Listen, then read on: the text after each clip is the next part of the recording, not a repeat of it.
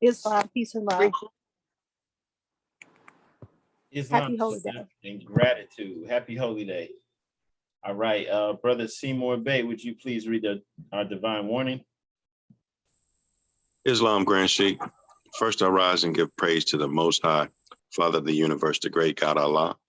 I give honors to his holy prophet, noble Drew Ali, and to the forerunner to the prophet, the Honorable Marcus Messiah Garvey. I want to give honors to all the members of the Moorish Science Temple of America, to all the Muslims around the world, and to all you faithful Muslims on the call. Peace and blessings. A divine warning by the prophet for the nations. The citizens of all free national governments, according to their national constitution, are all of one family bearing one free national name. Those who fail to recognize the free national name of their constitutional government are classed as undesirables and are subject to all inferior names and abuses and mistreatments that the citizens care to bestow upon them. And it is a sin for any group of people to violate the national constitutional laws of a free national government and cling to the names and principles that delude to slavery. I, the prophet, was prepared by the great God Allah to warn my people to repent from their sinful ways and go back to that state of mind, to their forefathers' divine and national principles, that they will be law abiders and receive their divine right as citizens according to the free national constitution that was prepared for all free national beings. They are to claim their own free national name and religion. There is but one issue for them to be recognized by this government and of the earth, and it comes only through the connection of the Moorish divine national movement, which is incorporated in this government and recognized by all other nations of the world. And through it, they and their children can receive their divine rights unmolested by other citizens, that they can cast a free national ballot at the polls under the free national constitution of the state's government and not under a granted privilege, as has been the existing condition for many generations. You who doubt whether I, the prophet, and my principles are right for the redemption of my people, go to those that know law in the city hall and among the officials in your government and ask them under an intelligent tone, and they will be glad to render you a favorable reply, for they're glad to see me bring you out of darkness into light. Money doesn't make the man. It is the free national standards and power that makes a man and a nation. The wealth of all national governments, gold and silver and commerce, belong to the citizens alone, and without your national citizenship by name and principles, you have no true wealth. And I'm hereby calling on all true citizens that stand for a national free government and the enforcement of the Constitution to help me in my great missionary work, because I need all support from all true American citizens of the United States of America. Help me to save my people who have fallen from the constitutional laws of the government. I'm depending on your support to get them back to the constitutional fold again, that they will learn to love instead of hate and will live according to love, truth, peace, freedom, and justice, supporting our free national constitution of the United States of America. I love my people and I desire their unity and mine back to their own free national and divine standard, because day by day they have been violating the national constitutional laws of their government by claiming names and principles that are unconstitutional. If Italians, Greeks, Chinese, English, Japanese, and Turks and Arabians, are forced to proclaim their free national name and religion before the constitutional government of the United States of America, it is no more than right that the law should be enforced upon all other American citizens alike. In all other governments, when a man is born and raised there and asks for his national descent name, and if he fails to give it, he is misused, imprisoned, or exiled. Any group of people that fail to answer up to the constitutional standards of law by name and principles, because to be a citizen of any government, you must claim your national descent name, because they placed their trust upon issue and names formed by their forefathers. The word Negro deludes in the Latin language to the word nigger, the same as the word colored deludes to anything that is painted, varnished, and dyed. And every nation must bear a national descent name of their forefathers, because honoring thy fathers and thy mothers, your days will be lengthened upon this earth. These names have never been recognized by any true American citizen of this day. Through your free national name, you are known and recognized by all nations of the earth that are recognized by said national government in which they live. The 14th and 15th Amendments brought the North and the South in unit, placing the Southerners, who were at that time without power, with the constitutional body of power. And at that time, 1865, the free national constitutional law that was enforced since 1774 declared all men equal and free. And if all men are declared by the free national constitution to be free and equal, since that constitution has never been changed, there is no need for the application of the 14th and 15th Amendments for the salvation of our people and citizens. So there isn't but one supreme issue for my people to use to redeem that which was lost, and that is through the above statements. Then the lion and the lamb can lie down together in yonder hills, and neither will be harmed, because love, truth, peace, freedom, and justice will be reigning in this land. In those days, the United States will be one of the greatest civilized and prosperous governments of the world. But if the above principles are not carried out by the citizens and my people in this government, the worst is yet to come, because the great God of the universe is not pleased with the works that are being performed in North America by my people. And this great sin must be removed from the land to save it from enormous earthquakes, diseases, etc. And I, the prophet, do herein believe that this administration of the government, being more wisely prepared by more genius citizens that believe in their free national constitution and laws, and through the help of such classes of citizens, I, the prophet, truly believe that my people will find the true and divine way of their forefathers and learn to stop serving carnal customs and merely ideas of man that have never done them any good, but have always harmed them. So I, the prophet, am hereby calling aloud with a divine plea to all true American citizens to help me to remove this great sin which has been committed and is being practiced by my people in the United States of America, because they know it is not the true and divine way, and without understanding, they have fallen from the true light into utter darkness of sin. And there is not a nation on earth today that will recognize them socially, religiously, politically, or economically, etc., in their present condition of their endeavorment in which they themselves try to force upon a civilized world. They will not refrain from their sinful ways of action, and their deeds have brought Jim Crowism, segregation, and everything that brings harm to human beings on earth. And they have fought the Southerner for all these great misuses. But I have traveled in the South, and I have examined the conditions there, and it is the works of my people continuously practicing the things which bring dishonor, disgrace, and disrespect to any nation that lives the life. And I am hereby calling on all true American citizens for moral support and finance to help me in my great missionary work to bring my people out of darkness into marvelous light. From the prophet, Islam, Islam, Islamism. Happy Holy Day.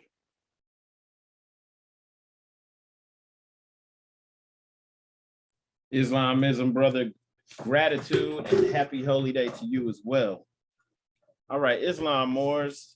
Today, we are going to be reading in chapter 26 of our Quran. It's holy instructions on unity. As we've spoken before, chapters 25 through 30, the prophet is giving us the foundations of our community, giving us divine instructions on how to conduct ourselves as a unit, as a community, right? Chapters 20 through 24, we're giving instructions for basically for cleaning up our own household, for getting our household in orders, right? For the family unit. You can't leave that out. And now we're dealing with the community. So this chapter 26 is holy instructions of unity. When we really read over this, we see that the prophet is actually preparing us, putting us in the mind state to actually lead, right? And remember, he came to our people, you know, in the conditions that we were in. We're in many conditions, you know, we're dealing with people who maybe were sharecroppers or the descendants of sharecroppers, people who had just moved when he was up north in places like Chicago and Detroit and New Jersey, people who had just moved up there, maybe from the South, and they're trying to be industrious, trying to get a footing. So he came to these people, the so-called dejected people, right? To let them know or get them in the proper mind state to rule. And that still applies to us today. And some of the things that he did also to help get us in that mind state was in the literature that he produced.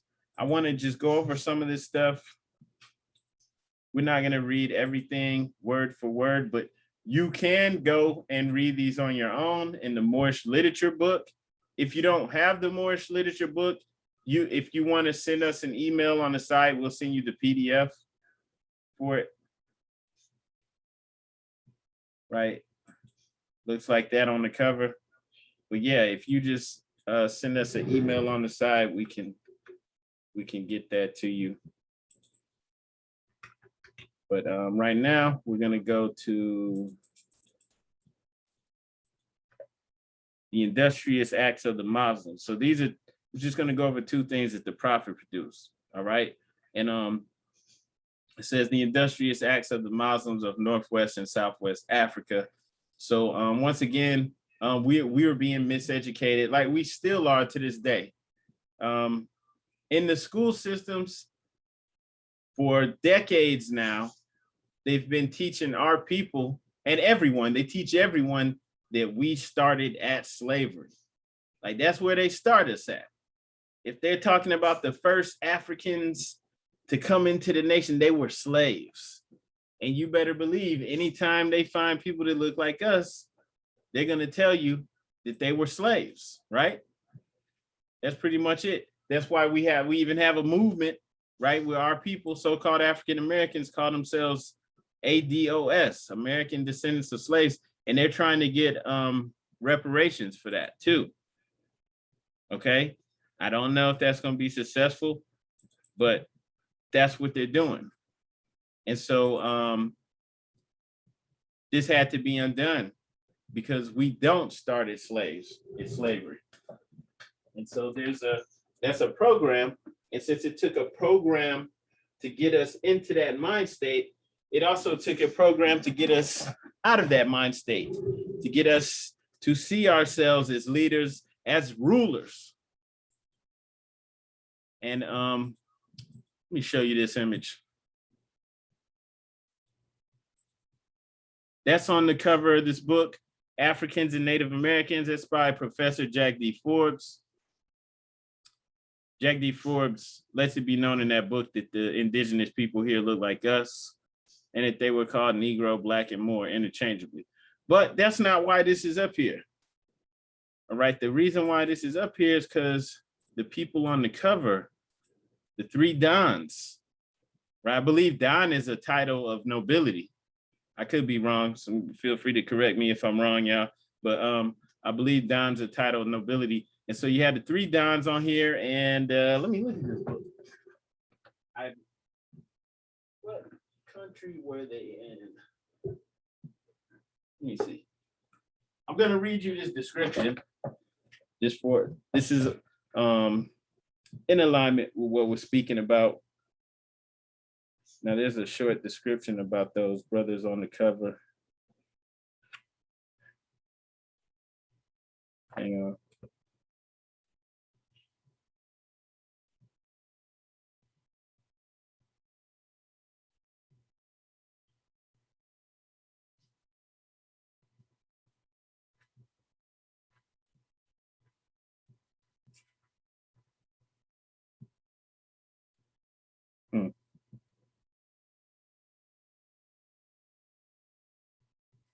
Okay, I can't find the description, so I'm gonna just go off of my memory. Now recall the description about this old pictures. This is like a reproduction of a painting. So these were men who actually posed for this picture, right, or to be painted.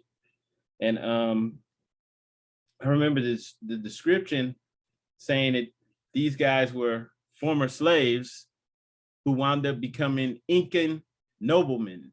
And the Incan people, the Incas, that's in Peru, right? If I'm not mistaken, they were Peruvian noblemen. And the description, which would have more than likely been coming from somebody European descent, not knocking, anybody, but just saying it's more than likely an error because it's, it's highly unlikely that three escaped slaves rose up to become noblemen, especially in some new country, right? If they're from Africa or something like that.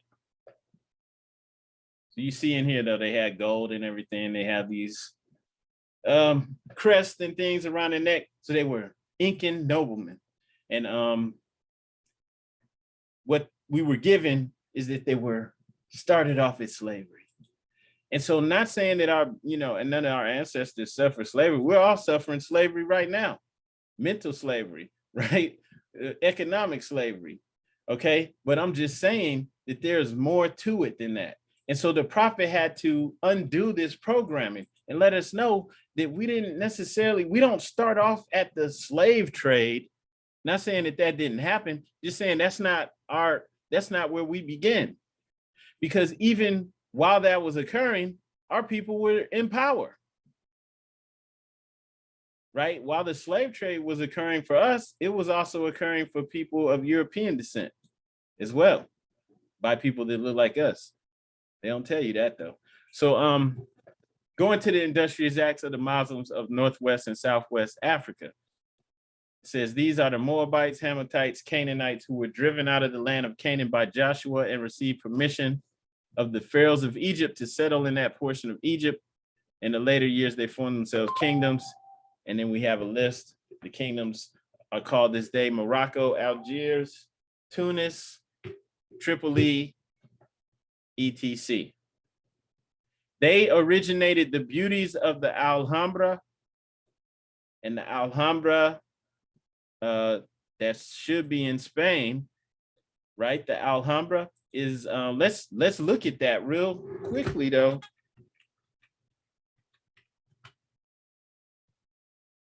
The Alhambra was in Granada, Spain, and it's one of the wonders of the world.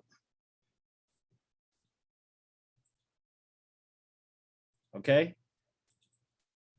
So this is one of the wonders of the world, and it's still an amazing place today. It says a palace and fortress complex in Granada, Andalusia, Spain. Al-Andalus was the old name for Spain when we ruled it. Okay. And so this is how big it was. It was like a city. And it was amazing. And so this is what the prophet's trying to get us in the mind state. So if you're just looking at the words, but you've never checked this out, like you should look it up on YouTube. Like they have videos where they're going through the palace, and it's still amazing to this day, the architecture, everything. So the prophet's trying to get us back in this mind state, right? Our ancestors actually created this stuff. Okay, so this is a part of the program to deprogram us and to get us back in the mind state of being rulers. So the beauties of the Alhambra, and to an unpracticed eye, the light relives and fanciful arabesques, which cover the walls of the Alhambra, appear to have been sculptured by the hand.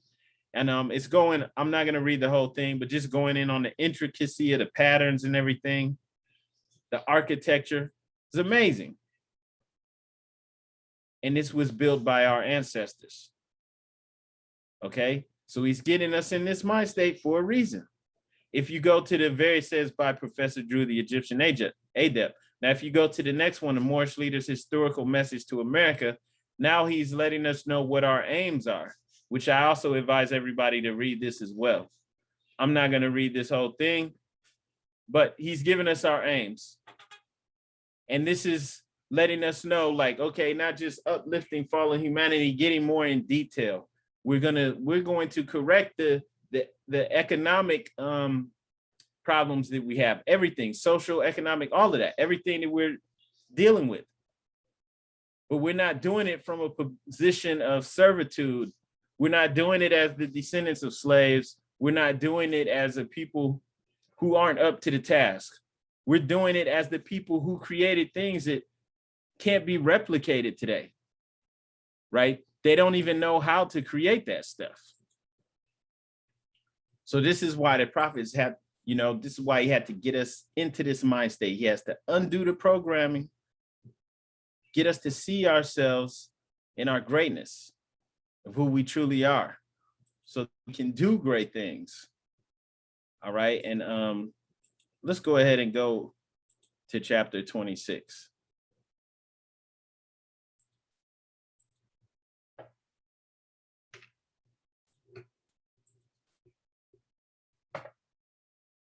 All right, holy instructions of unity. So for the most part, this is all about changing our mind state. getting us to see ourselves differently or to think differently. So we're going to ask the question, what is the unity talking about, right? Unity of what? Okay, the gifts of the understanding are the treasures of Allah, and he appointed to everyone his portion, and what measure seemeth good unto himself. Right, so everyone has gifts of understanding in their own way, right? We all know that we all have something to bring to the table. Everyone does. Even all the creatures do, but speaking about humans, every last one of us has it. He hath endowed thee with wisdom. Hath he enlightened thy mind with the knowledge of truth, communicated to the ignorant for their instruction, communicated to the wise for thine own improvement. Okay, and true wisdom is less presuming than folly. The wise man doubteth often and changeth his mind. The fool is obstinate and doubteth not. He knoweth all things but his own ignorance. And I say that, like, in the world that we're living in, you know, it's looked down on, you know, when you question things, in the climate that we're in now, especially in the last 2 years, just questioning like the common narrative is becoming more or less tolerated. Right now they have all these, what do they call them, fact checkers or whatever online, right? If you have any other concept, any other ideas, they're trying to censor you.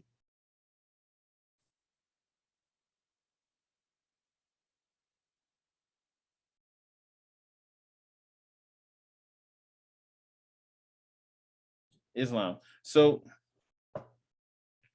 yeah, for the most part, this is the climate that we're in now. Like you can't even really come up with your, you know, you can't even challenge or think outside of the box or question things, right? The pride of emptiness is an abomination, and to talk much is the foolishness of folly. Nevertheless, it is the part of wisdom to hear with patience their impertinence and to pity their absurdity. And this also is just something that's we're bombarded with, right? The pride of emptiness. You can have 1 million followers for no reason at all. And you can run your mouth and have, you know, people watching, tuning in, listening, even though you have no wisdom to impart, right? It doesn't even matter now. This is how things are. This is what's being promoted. It's the exact opposite of these divine instructions that we have. That's why it's even more important to have this knowledge right now, because the exact opposite is what's being promoted in the world. Yet be not puffed up in thine own conceit, neither boast of superior understanding. The clearest human knowledge is but blindness and folly. Islam. And so nobody should be above correction or learning. The wise man feeleth his imperfections and is humbled. He laboreth in vain for his own approbation, but the fool peepeth in the shadow stream of his own mind and is pleased with the pebbles which he seeth at the bottom. He bringeth them up and showeth them as pearls, and with the applause of his brethren delighteth itself. He boasteth of attainments and things that are of no worth. But where it is a shame to be ignorant, there he hath no understanding. You know, a lot of this stuff, this is promoted, you know, hardcore, especially, I guess you could say, like, what in the urban communities, right? Things that we should be ashamed of is promoted. And people, You know, it's just going in the exact opposite direction. Even in the path of wisdom, he toileth after folly, and shame and disappointment are the reward of his labor. And this is like knowledge that everyone should be getting from their father or their mother and father. Right? If you're not getting this, you're vulnerable out here. Right? Because what's being promoted to the youth with especially with rap music, right? Toilet after folly. They're not being shown the reality of what happens, like when you're reckless, when you're pushing it, when you're doing the things, the activity that's being promoted, shame and disappointment. That's it. It's going to make your life harder for no reason. You can avoid it. So they're not getting this wisdom. They're not like wisdom for the most part. You can learn from others, or you can learn the hard way. Right? A lot of people just get older. They don't get wiser. So you can learn through life examples, and now you can pass your advice on to others, right? Through life examples, or you could learn from others. And at this point in time, like this, the exact opposite of everything that's in here is what's being promoted. And if we follow after the, I guess you could say after Western civilization, what's being promoted, it only leads to disappointment. In Islam, I see you, Brother Kobe. Islam, I yield the floor. Islam, Grand Sheikh, I rise and give all perfect praise to great God Allah and our Prophet Noble Drew Ali. I just wanted to go on 6 at the very end of it. That links up with today. If you look at 6, when it says, stream of his own mind, and is pleased with the pebbles, which and with the applause of his brethren delighted himself. So like, say if you're doing something that's like lower self mundane, your people still gonna say, oh, that's good. You all right, you good, you doing what you're doing or whatever. And it's not kind of right. And it's saying that right in that one. Islam, I had seen that, and like kind of like it, even though that's was written a while ago for us now, it's showing it right now. Islam. Islam, brother. Definitely, I agree with you. I agree. All right. All right. Verse 9. But the wise man cultivates his mind with knowledge. The improvement of the arts is his delight, and their utility to the public crowneth with honor. Nevertheless, the attainment of virtue he accounteth as the highest learning, and the science of happiness is the study of his life. Islam, and just looking at this, right? The main thing that I take from this is that the prophet is setting us up to have the proper mindset to rule, right? We want to have unity of thought with the higher self, right? Holy instructions for unity, or of unity. We want unity of thought. And that's extremely important in line of what is promoted now. The exact opposite is promoted. Everything is all about satisfying the desires and things of the lower self, pushing us in the opposite direction of the divinity, divine insight, wisdom, even to the point of just promoting ignorance and promoting the ignorant mindset. Years ago, right, they had World Star Hip Hop. It's probably old now. And all of the videos on there that went viral were just people doing ignorant things, right? And a lot of times capturing people that look like us doing ignorant stuff. And they're getting millions and millions of views. So people are seeing this in our youth. who are impressionable and innocent, even if they're not so innocent because of the activity they participate in, they're still innocent in their mindset because they're not mature, and then they don't really understand what they're getting into. So they're watching these things with an impressionable mind, and they're thinking it's cool. It's cool to go out and break someone's car windows because you're mad, or fighting. All these people fighting, just ignorant stuff, right? And they saw that stuff for years, and it's like it's graduated, right? That stuff is being shared all the time. People, it's like a whole culture. So this is what's promoted, and it's the exact opposite. And so this keeps you away from achieving unity of thought with your higher self.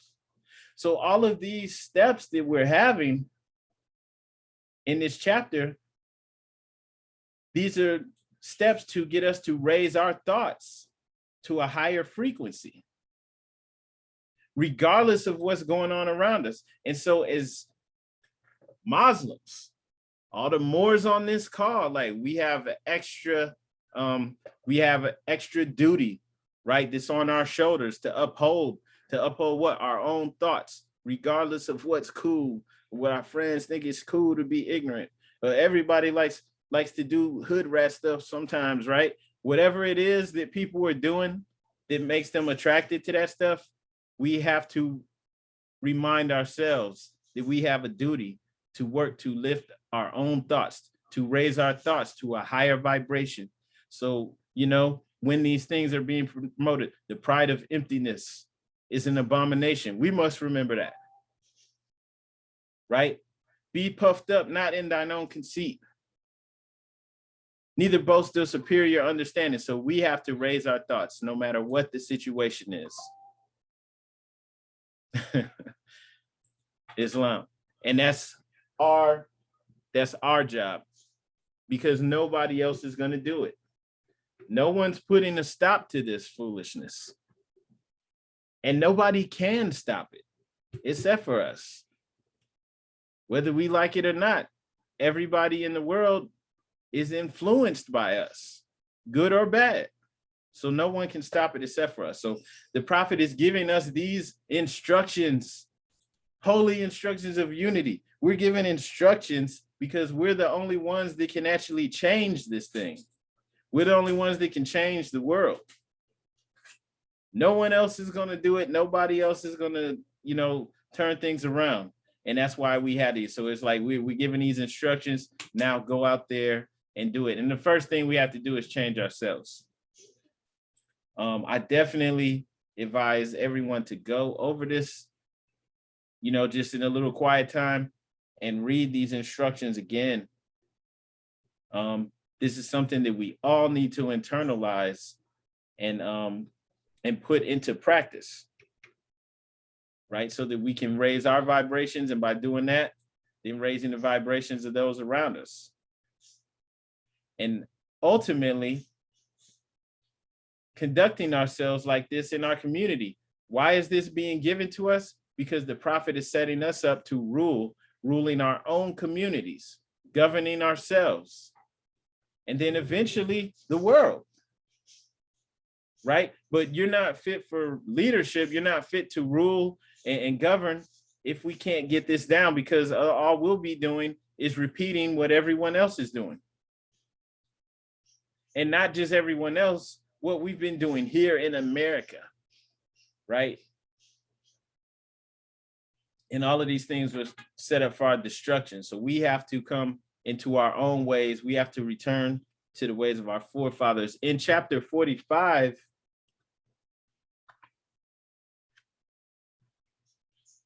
the divine origin of the Asiatic nations,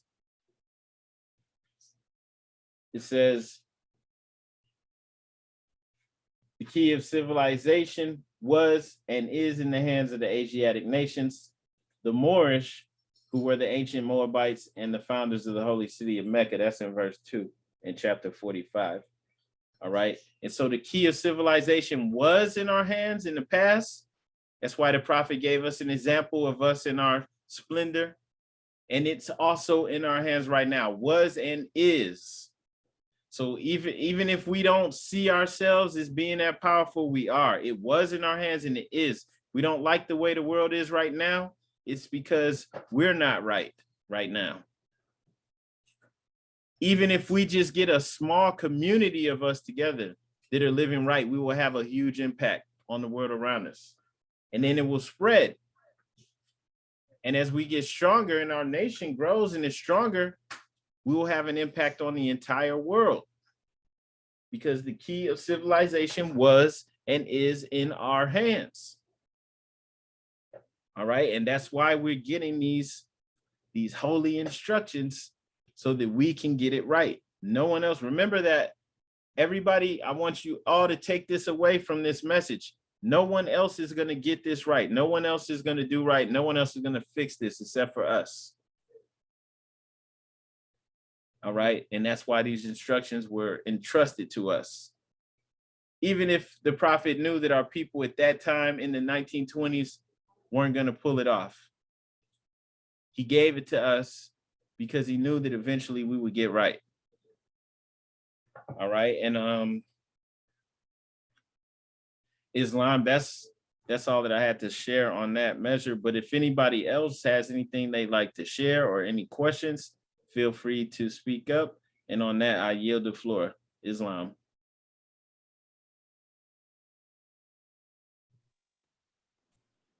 Islam, peace and love. Happy holy day. Arise, giving perfect praise to Allah, honest to the Prophet Drew Ali, honest to the forefathers and foremothers, and the Asiatic nation is all my Muslims on the call and around the world. I love this chapter because it in obtaining knowledge, sometimes, I feel like what this chapter speaks to me is the unity of the foolish and the wise, and the unity that they have is the understanding, and just understanding, and it breaks down the last verse. Nevertheless, the attainment of virtue is accounted as the highest learning, and the science of happiness is the study of life. So I guess the wise one would be only attaining virtue, right? And that's cool, and I'm totally with that. And we're not supposed to be foolish, but I think what the chapter is saying is to understand that the fool at the time is just a person that doesn't know, because it says the science of happiness is the study of his life. You feel me? So sometimes, as us being wise, we always got to remember and humble ourselves that we didn't always know. And to our past self, we would be so foolish for the things we did. So now that we have obtained the virtues and we are obtaining the knowledge and understanding, looking at our brethren and other people who seem foolish to us one day will become wise. So this is what I get from this chapter. Peace and love.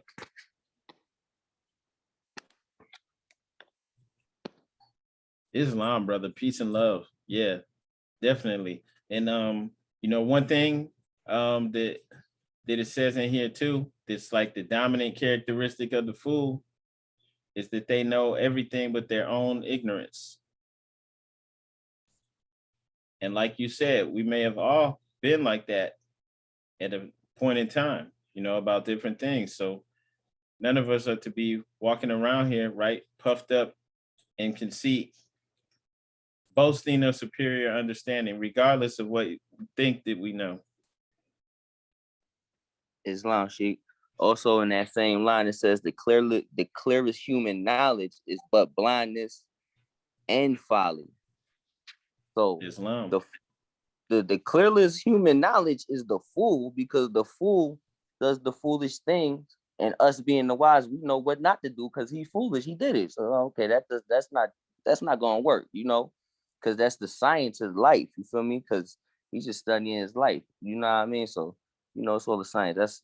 That's how I get. And then I believe, I forgot what chapter it was, but it says we're not supposed to get aggravated or mad with the life, just laugh at his follies. So you're supposed to be laughing at the fool. You feel what I'm saying? Not in a meaningful way, just laugh things off, but still pay attention, because even I feel like you could learn anything from anybody. Like you could learn a lot of things from just people you appear to be foolish. You know what I mean? Like, yeah, I don't got the example I was going to use, but yeah, peace and love. That's just how I got it. Peace and love. Islam.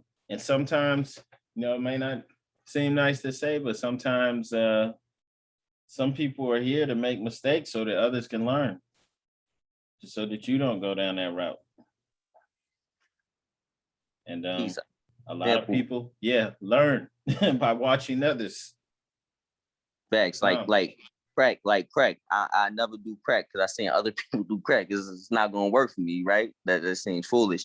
But the example I was gonna use is when Jesus was talking to the courtesan, the thieves, the extortionists. This would be foolish choices to people. You feel what I'm saying? But that doesn't mean you still can't learn from people. You feel me? And when we keep it humble, you feel me? When we keep ourselves humble enough to understand we're all going through a human experience, we're all men, you feel me? That's when the building can come, and that's when the unity is. You feel what I'm saying? Not saying do what the fool does, like monkey see, monkey do. Nah, not saying that. Just have understanding. And then that helps with our compassion. You feel me? Peace and love. Islam, brother. Islam.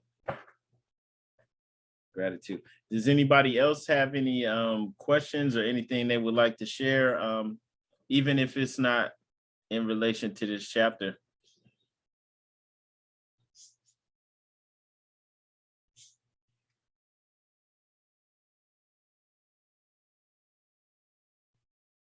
All right.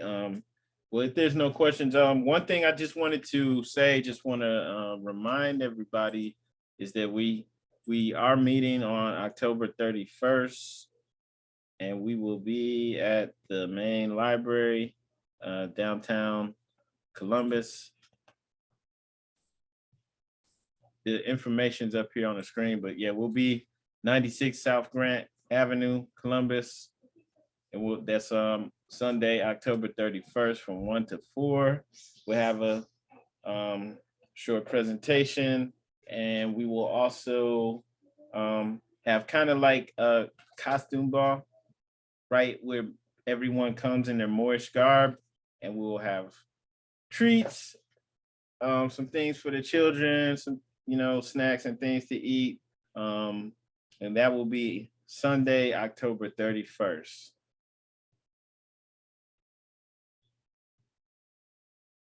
All right. And if you know anybody who you think might be interested, definitely feel free to invite people, invite friends, family. So that's going to be in less than 2 weeks. All right. And if there are no questions, I want to announce without further ado, we're going to go into the closing of the meeting.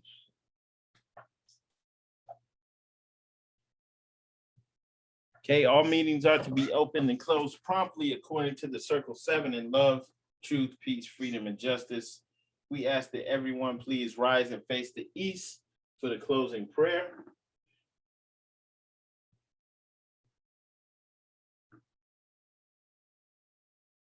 You do not need to repeat after me. Allah, bind our hearts and minds back to our ancient forefathers' divine creed and principles.